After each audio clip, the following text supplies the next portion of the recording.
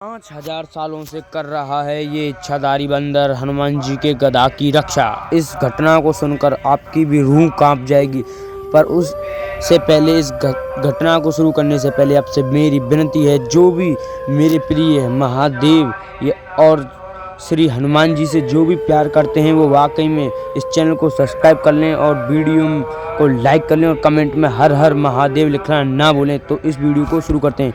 ये बात है 2019 की, जब श्रीलंका में खुदाई के समय 1000 किलो से भी ज़्यादा भारी और सोने से बनी हुई एक गधा मिली गई, जिसको पाया तो रिसर्च ने इसको खोजा और इसका वजन तोला गया तो ये 1000 किलो की बताई गई। और ये और किसी की नहीं, ये हमारे प्रभु श्री राम के भक्त श्री हनुमान जी की बताई जा रही है। और इसी को देखते हुए यहाँ पर तहलका मच गया और उछल पुछल होने लगी और ज़्यादा से ज़्यादा खोजबीन होने लगी। यहीं पर दो बच्चे हमारे हिंदुस्तान के, एक दिव्यांशु और प्रियांशु नाम के, जो कि श्रीलंका में पढ़ाई कर रहे थे, अपनी ग्रेजुएशन श्रीलंका में पूरी कर रहे थे और उन्हें ऐसे ही रहस्यमय घटनाओं के बारे में जानने की बहुत ही उत्सुकता रहती थी। तो उन्हें जैसे ही पता चला कि 1000 किलो की सोने से बनी गधा को पाया गया है यहाँ श्रीलंका में, तो उन पर रुका नहीं गया और वो सीधे उस जगह की तरफ चले चुके थे।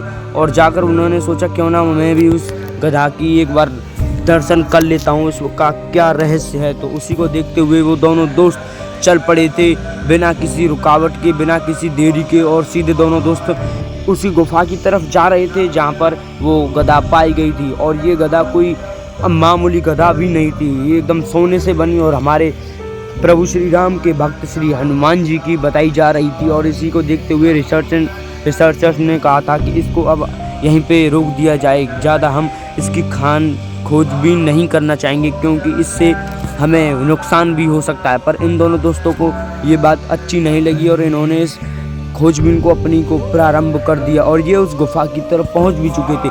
पर इन्होंने एक बहुत ही रहस्यमय घटना देखी।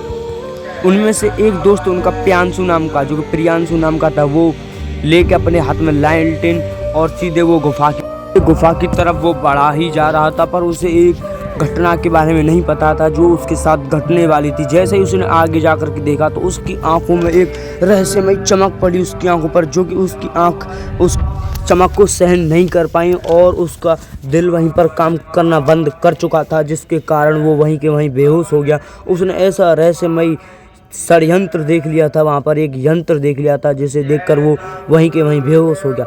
जब उस बात को उसके दोस्त दिव्यांशु को पता चला तो वो भगा आया और अपने दोस्त की खोजबीन में वो भी लग चुका था। जैसे उसे पता चला कि उसका दोस्त मृत पाया गया और उसने कैमरा खोल कर देखा तो वो उस नज़ारे को देखकर वो बहुत ही अचंभित रहस्यमय घटना में घिर चुका था। उसने देखा कि एक इच्छाधारी बंदर श्री हनुमान जी के गधा की रक्षा कर रहा था और उस गधा पर बहुत ही भयंकर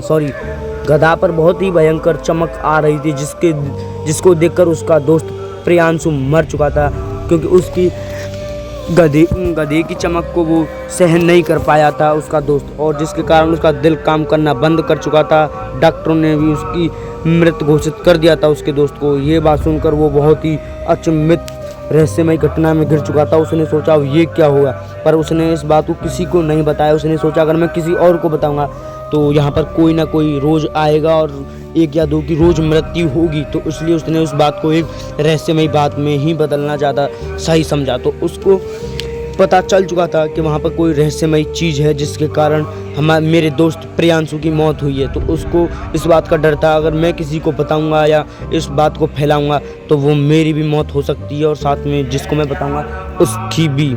साउंड को भाई आप देख लेना यार, ये बैकग्राउंड में रामायण पढ़ी जा रही है, तो जय श्री राम कमेंट में लिखना ना भूलें।